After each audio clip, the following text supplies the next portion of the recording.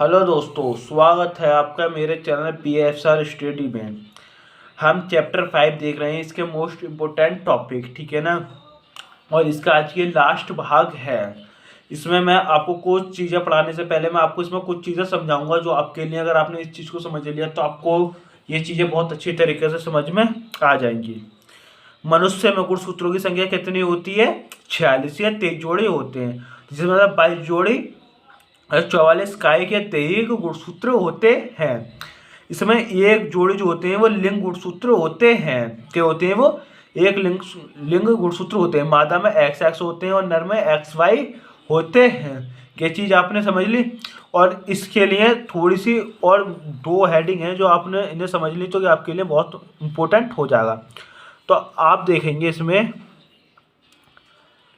एकाधिसूत्रता। क्या है? एकाधिसूत्रता। जब एक जोड़ी गुणसूत्र में एक गुणसूत्र अधिक हो जाए, जब एक जोड़ी गुणसूत्र में एक गुणसूत्र अधिक हो जाए, मतलब एक गुणसूत्र बढ़ जाए, तो उसे क्या बोलते हैं? एकाधिक गुणसूत्र बोला ना। 46 की जगह ये गुणसूत्र 47 हो जाए। एकल सूत्रता। अब एकल सूत्रता क्या होती है? एकल सूत्रता वो होती है, मतलब इसमें तो अधिक हो रहा था और इसमें एक गुणसूत्र कम होता है। ठीक है, जब एक एक जोड़े गुणसूत्र में एक गुणसूत्र का कम हो जाए उसे ही एकल गुणसूत्रता कहते हैं। क्या कहते हैं? हम इसे एकल गुणसूत्रता कहते हैं। ये टॉपिक आपके एग्जाम के लिए बहुत ही मोस्ट इम्पोर्टेंट टॉपिक हैं। आप इन्हें 100% याद कर जाना। इसमें से के चैप्टर जो है बहुत मोस्ट इम्पोर्टेंट है आपके एग्जाम के लिए, और जो मैं टॉपिक पढ़ाने जा रहा हूँ इनमें से 100% आपके एग्जाम में आएगा। ठीक है ना। मानव में अनुवांशिक अनियमितता क्या होती है? देह गुणसूत्रों की संख्या में परिवर्तन द्वारा उत्पन्न होता है, जो मैंने अभी आपको बताया था। जो जो उत्पन्न होते हैं गुणसूत्र एक्स्ट्रा या कमी की वजह से। तो इसमें नंबर 1 है आपके लिए डाउन सिंड्रोम। क्या होता है? डाउन सिंड्रोम एक आनुवंशिक विकार है। इसकी खोज किसने की थी? लैंडर डाउन ने की थी। इसके जो कारण होते हैं, जो इसका कारण है डेफिनेटली वो है यह 21वें जोड़ी गुणसूत्र में एक अधिक गुणसूत्र के कारण होता है। क्या होता है? 21वें गुणसूत्र। अभी मैं आपको समझाऊंगा। 21वें गुणसूत्र में एक गुणसूत्र क्या होता है? वो अधिक बढ़ जाता है। और इससे कौन कौन से रोग होते हैं वो भी अभी मैं आपको बताऊंगा। गुणसूत्र हमारे यहाँ कितने, मतलब हमारे पास कितने होते हैं? 46 होते हैं। हर पास सबके पास 46 होते हैं। और रोग जनित गुणसूत्र कितने होते हैं? 46। मतलब इसमें कहता है एक गुणसूत्र एकाधिक सूत्र, मतलब एक गुणसूत्र बढ़ जाता है। 46 प्लस 1 तो 47 गुणसूत्र हो गए। और इसके लक्षण कौन कौन से हैं जो इससे, जो बीमारियां होती हैं? तो आप देखेंगे इसके लक्षण।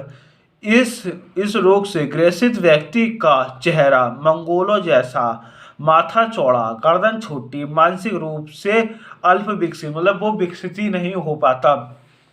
ठीक है। और आप जानते होंगे कि वो कैसा बदसूरत लगता है। जब हमें थोड़ी सी परेशानी हो जाती है तो हम कैसा ओवर रिएक्ट करते हैं। और हम इसे साउंड साउंड जो कि हमारा डाउन सिंड्रोम को हम दूसरे नाम से जानते हैं। क्या? मंगोलिज्म जड़ बुद्धिता। मंगोलिज्म जड़ बुद्धिता के नाम से हम इसे जानते हैं। दूसरा है आपके लिए एडवर्ड सिंड्रोम। क्या होता है? लक्षण इसके विकृत सिर, गर्दन छोटी, अंगूठा छोटा, नाक चोंच के समान, कान नीचे लटके लंबा सा, मतलब जो कान वो नीचे लटके हुए लंबा सा होता है। और ये जो ये सिंड्रोम, मतलब जो ये होती हैं, ये किसके कारण होते हैं? कि 18वें गुणसूत्र में एकाधिसूत्रता के कारण होता है। मतलब 18वें गुणसूत्र में एक गुणसूत्र बढ़ जाता है। पहले वाले में डाउन सिंड्रोम में क्या था? 21वें गुणसूत्र में एक गुणसूत्र बढ़ रहा था, लेकिन यहाँ किसमें बढ़ रहा है? 18वें गुणसूत्र में एक गुणसूत्र बढ़ जाता है। 46 प्लस 1 बराबर 47। ठीक है। क्या? 46 प्लस 1 47। आप देखेंगे इससे कैसे कैसे बीमारी होती है? विकृत सिर, गर्दन छोटी, अंगूठा छोटा, नाक चोंच के समान, जो नाक वो चोंच के समान निकल जाते हैं, कान नीचे लटका लंबा सा। तो आप जानते हैं कि इंसान कैसा होगा। तो हम इसे क्या क्या बोलते हैं? हम इसे एडवर्ड सिंड्रोम कहते हैं। क्या कहते हैं? हम इसे एडवर्ड सिंड्रोम कहते हैं। उसके बाद है आपके लिए एक और है पिताउ सिंड्रोम। क्या होता है पिताउ सिंड्रोम?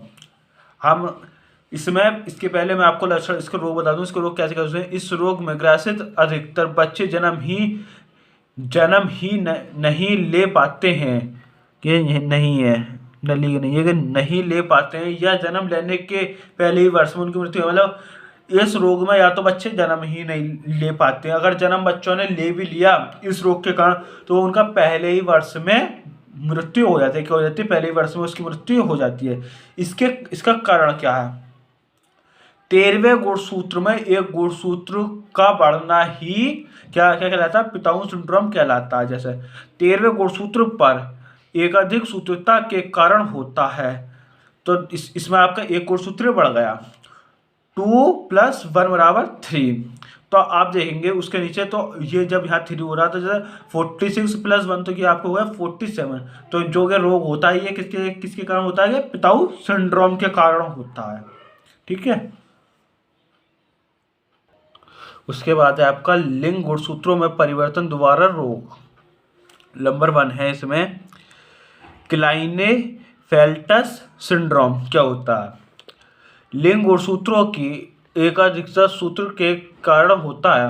देखो जो कि मैं आपको जो सिम्टम पढ़ा रहा हूँ तो और ये इतने मोस्ट इम्पोर्टेंट नहीं है, लेकिन जो मैंने आपको जो पहले पढ़ाए थे वो जो इसमें जो मैंने साउंड और पिताओ, तो वो बहुत ही मोस्ट इम्पोर्टेंट है, उन्हें जरूर पढ़कर जाना। पढ़ के तो इन्हें भी जाना, लेकिन वो बहुत ज़्यादा इम्पोर्टेंट है। ठीक है ना। कारण होता है इसमें कैसे होता है? एक्स गुणसूत्र मादाओं में बढ़ जाए तो उनका शरीर पुरुषों के समान हो जाता है। मतलब मादाओं में अगर एक्स गुणसूत्र अगर XXX मतलब एक और बढ़ जाए तो उसमें क्या होता है कि पुरुषों के समान हो जाता है। नंबर 3 इसका एक और पॉइंट है, वायु गुणसूत्र पुरुषों में बढ़ जाए तो क्या? वायु गुणसूत्र पुरुष नहीं मनुष्य में बढ़ जाए तो नरबंधे हो जाते हैं। नरबंधे का मतलब है जैसे औरतें तो वो बच्चे पैदा नहीं कर सकती, जिन्हें हम बांझ कहते हैं। ठीक है। तो उनसे ये रोग हो जाते हैं। और इसमें अब एक और है टर्सनल सिंड्रोम। टर्सनल सिंड्रोम क्या होता है? टर्सनल सिंड्रोम के कारण टर्नल सिंड्रोम में एक लिंग सूत्र अनुपस्थित होता है। मतलब एक जो गुणसूत्र होता है वो कम होता है। क्या होता है? वो एक कम होता है। गुणसूत्रों की संख्या 46 से 46 माइनस बनता है, वो 45 ही होती है, उसमें वो 46 नहीं होते। इसके लक्षण जैसे मादा जननांग अल्प विकसित होते हैं, मतलब वो उसके जो मादा जननांग है वो अल्प विकसित होते हैं, वो विकसित ही नहीं हो पाते। और इसमें है आपके लिए एक और मोस्ट इम्पोर्टेंट है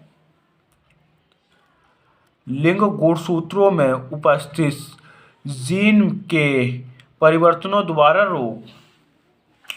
क्या बोला मैंने? लिंग गुणसूत्रों पर उपस्थित जीन के परिवर्तनों द्वारा लोग 46 होते हैं, लेकिन अब मतलब 46 में 44 होते हैं। इम्पोर्टेंट है काय की देवी गुणसूत्र, तो इसमें क्या होते हैं? 2 लिंग गुणसूत्र होते हैं। क्या होते हैं? इसमें 2 लिंग गुणसूत्र होते हैं। नर में XY, मादा में XX। ठीक है। अब आप नीचे नोट करके डालना, आपके लिए बहुत ही मोस्ट इम्पोर्टेंट टॉपिक है। इसमें जो जीन इन गुणसूत्रों पर निर्भर होते हैं उन्हें लिंग सहलंग जीन लक्षण कहा जाता है। जो जीन उन गुणसूत्रों पर निर्भर होते हैं उन्हें क्या क्या बोलते हैं हम? लिंग सहलंग जीन लक्षण कहा जाता है, जो इन चीज़ों पर निर्भर हो। अब मतलब क्या था, 3 प्रकार के होते हैं, लेकिन हम इसमें एक ही प्रकार पढ़ेंगे और वही आपकी बुक में दे रखा है। नंबर 1 एक्स सहलंग रोग क्या होते हैं? ऐसे रोग जो एक्स गुणसूत्रों पर उपस्थित हों एक्स सहलंग रोग कहलाते हैं। जैसे इसका एग्जाम्पल है हीमोफीलिया, वर्णांधता आदि। ये दोनों ही चीज़ आपको मैं डिटेल में पढ़ाऊंगा, क्योंकि ये दोनों ही चीज़ आपके एग्जाम में आने के लिए बहुत मोस्ट इंपोर्टेंट रहती हैं, और ये हर बार जहाँ तक ये एग्जाम में आती भी हैं। इसमें नंबर 1 है हीमोफीलिया। क्या है इसमें? हीमोफीलिया। अगर शरीर में कहीं भी कट जाए तो रक्त बहना बंद नहीं होता और रक्त का थक्का नहीं बनता है। इससे मनुष्य की मृत्यु भी हो सकती है। इस रोग को हीमोफीलिया रोग कहते हैं। मतलब जो रोग है जिस शरीर के मतलब जिस मनुष्य के शरीर में ये रोग होता है उसमें जो रक्त है उसका थक्का नहीं जम पाता है, और इसे ही क्या बोलते हैं? हम इसे हीमोफीलिया कहते हैं। और अगर थक्का नहीं जमेगा तो उसकी मृत्यु हो जाती है। हम इसे क्या बोलते हैं? हीमोफीलिया कहते हैं। अब हीमोफीलिया कैसे होते हैं आप नीचे देख रहे होंगे आपको ब्रैकेट में, जैसे एच एक्स एच अगर हो तो ये मादा रोगी होता है, ये मादा में होता है, मतलब ये रोग की पहचान है। अगर जैसे नर रोगी है तो उसमें एक्स एच वाई तो ये नर रोगी होता है। अगर एक्स है तो ये मादा बंधक होता है, मतलब इसमें पूरी तरीके से ये रोग नहीं होता। अगर एक्स एक्स होता है तो ये सामान्य मादा होता है, अगर एक्स वाई होता है तो ये सामान्य नर होता है। पुरुष में हीमोफीलिया स्त्री वाहक, हमने ये पुरुष को ले लिया कि एच वाई हीमोफीलिया वाले, और स्त्री वाहक को ले लिया एक्स को। अब मैं इनका संग्रहण कराऊंगा आपस में आपको समझाने के लिए कि तो, लेकिन इतना मोस्ट इंपोर्टेंट नहीं है एग्जाम में, लेकिन ये आपको इससे अच्छी खासी समझ में आ जाएगा।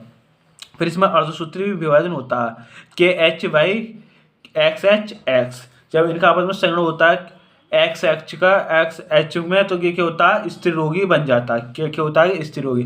फिर एक्स एच का किससे होता है, एक्स एच का आपको होता है एक्स से, तो एक्स एच एक्स तो ये आपका स्त्री वाहक बन जाता है। क्या बन जाता है, स्त्री वाहक। जब वाई का आपका एक्स एच से होता है तो ये आपका नर रोगी बन जाता है। क्या बन जाता है, नर रोगी।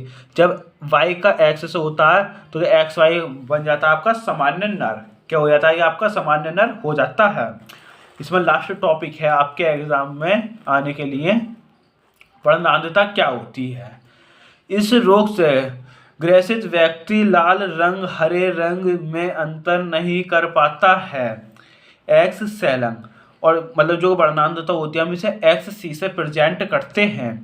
जैसे एक्स तो एक्स क्या होगी, सैलंग, तो हम इसे एक्स सी से प्रेजेंट करेंगे तो क्या होता है, अप्रभावी होता है। जब ये एक्स सी सी होता है तो ये मादा रोग, मतलब इसके मादा में रोग होता है। जब एक्स वाई मतलब एक्स सी वाई होता है तो ये नर रोगी होता है। जब एक्स सी एक्स होता है तो ये मादा वाहक होता है। जब एक्स एक्स होता है तो सामान्य स्त्री होती है। जब एक्स वाई होता है तो ये सामान्य पुरुष होता है। अब मैं आपको पुरुष वर्णांधता एक्स सी वाई और स्त्री वाहक एक्स सी एक्स में संग्रहण करके दिखाऊंगा। इसमें संग्रहण किस प्रकार होता है।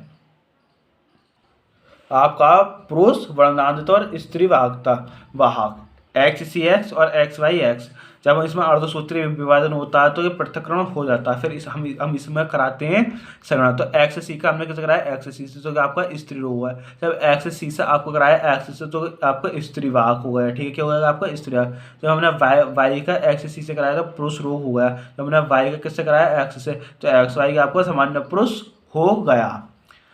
ठीक है, आपका ये चैप्टर पूरा कंप्लीट हो चुका है। अगर आप मेरे चैनल पर नहीं तो मेरे चैनल PSR स्टडी को सब्सक्राइब करना ना भूलें, मेरी वीडियो को लाइक और शेयर करना ना भूलें। मिलते हैं इससे आपसे एक नए चैप्टर में। ठीक है, जब तक के लिए गुड बाय।